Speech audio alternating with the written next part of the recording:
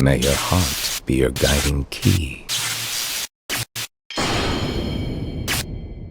How's it going, everyone? It's me, Vivi, and welcome to another Sly Cooper video. I've talked about ancient Egypt on a few occasions, but there's one thing I never put too much focus on. Out of all places in the universe, Sly Cooper finds himself in ancient Egypt. Too convenient? In other words, plot convenience? I mean, from what we know, Le Paradox's last infiltration was ancient Arabia. From the hub world, we were in year 1001. The places the gang traveled back to, we had feudal Japan 1603, the old Wild West 1884, the van for some reason in this cutscene had 1883. We have the Ice Age period 10,000 BC, medieval England 1301 AD, and finally ancient Arabia 1001 AD. Comparing both time machines, the gangs relies on the old blueprints of Penelope and Bentley, how they were both originally working on their own time machine. Now this time machine they were working on requires an object from the respective time period. As for Le Paradox's time machine, I guess you basically just type in the coordinates. That's it, that's all. Sly 4 is all about plot convenience when it comes to time travel for sure.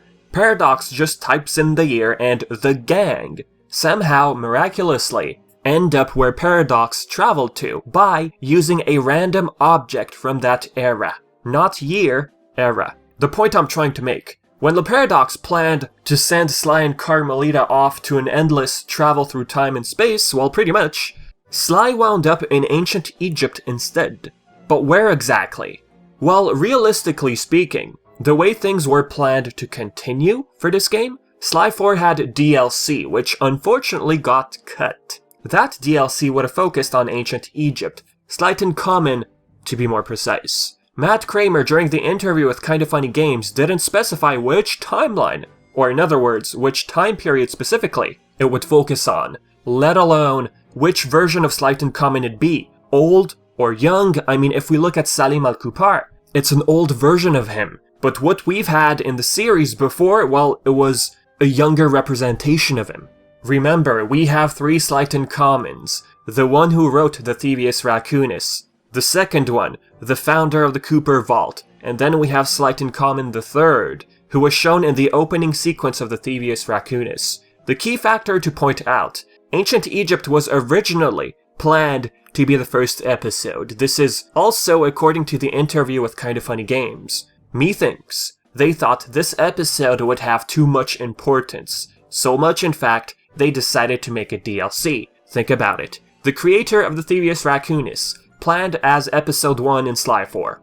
Come on, it's a huge deal. There's gotta be a valid reason why the order was changed. The way Sly 4 ended, it was as if Le Paradox did what he had to do, as in he traveled to all the places he thought would be adequate towards his goal, to gain status in the present. Either that, or Paradox was planning to also travel back to ancient Egypt, but didn't because he never got the chance and was put behind bars. Not to mention that his blimp basically got sucked into a vortex and wound up in ancient Egypt.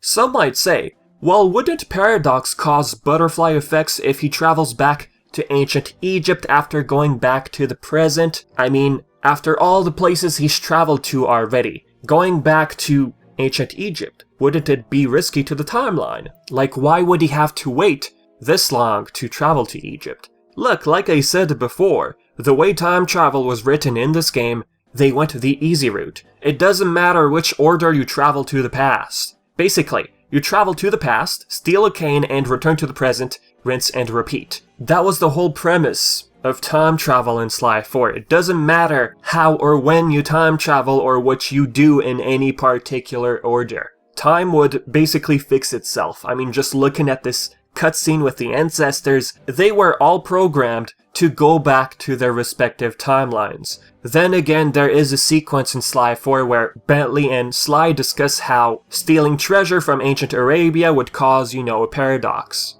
Anywho, as I stated before, either A, Egypt was planned by Le Paradox. He simply never got the chance to travel to that era. It was pre-programmed. Let's say, the coordinates were preset. He was ready to go, but the gang put a stop to it. Or B, Egypt wasn't planned at all. He never planned to go there. The time machine simply had glitched. I mean, if you look at it, the machine was going haywire. And for some reason, it glitches and Sly finds himself in ancient Egypt. Conveniently, which was the start of the DLC. Considering how the Paradox wound up behind bars. I mean, the game was written to have DLC, without the Paradox involved. At least at first glance. That's what we think about. If Paradox is not involved, you wonder who the boss would be, unless the Paradox already sent someone to ancient Egypt, like how in each episode we already had someone planning to basically take over and steal the cane.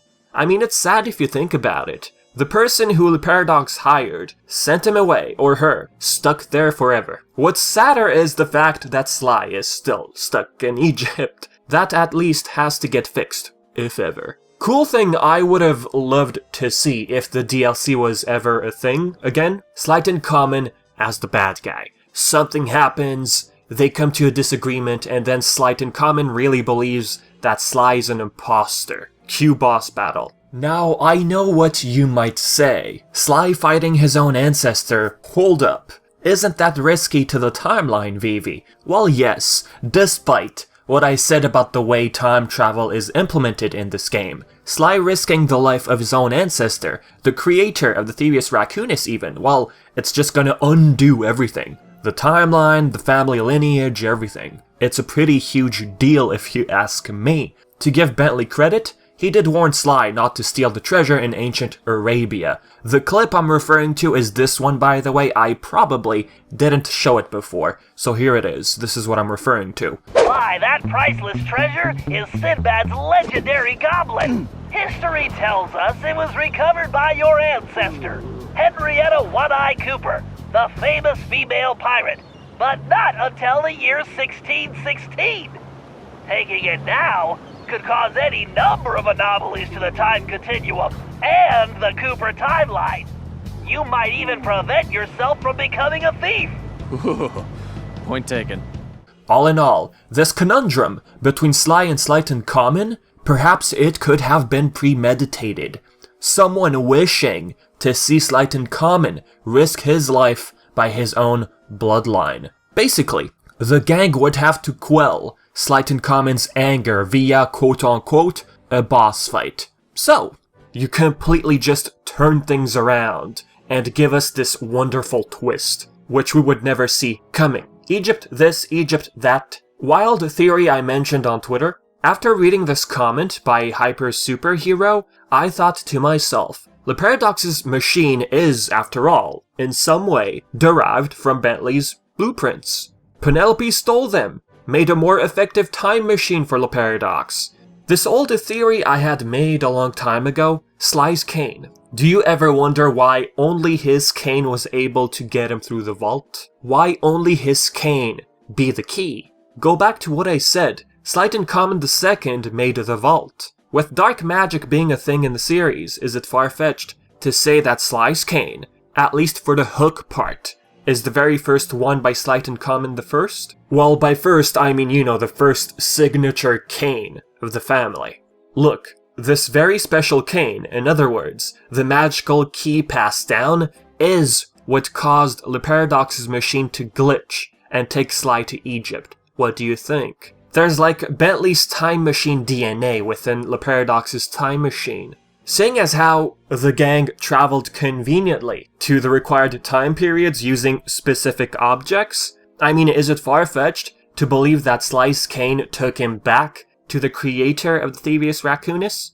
I'd guess around the time period of 1300s BC. That would be my guess. As to where he wound up exactly, I mean, in the end, if someone ever picks up Sly Cooper where the series left off, Sly just finding himself in Egypt, well, they can rewrite it and say, oh, Sly never wound up in ancient Egypt, but just Egypt in the present. That is something a lot of you guys always point out when I bring up ancient Egypt. Oh, Vivi, maybe he's not in the past version of Egypt, he's maybe in the present. If you think about it, the DLC never happened. There's no proof. Well, there is, if you look at the interview. They have the whole thing written down, by the way. But as for the game itself, there's no sign of DLC. The game just ends with Sly finding himself in Egypt. Well, technically, it's a secret ending. But Sly in ancient Egypt, whatever team decides to pick up Sly for, if it ever happens, of course, a dude can dream. Story revolving around ancient Egypt just has more weight to it. I mean, Sly meeting his own ancestor, the one who started the Thieves Raccoonus. Unless, of course, this theory I get in the comments a lot, which I've also discussed in the past, Sly is his own ancestor. But I'm not gonna dive into that one.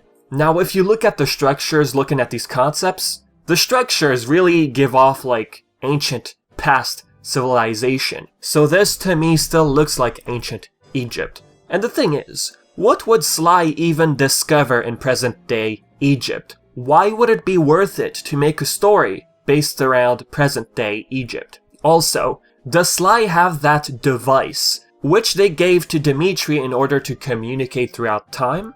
If so, it should still work if luckily Sly has it on him, which I don't think he does, sadly. So yeah, this is it for the video. With that said, as usual, leave your own theory or question in the comments section below. And as always, I've been VV and thank you for always tuning in. Until next time.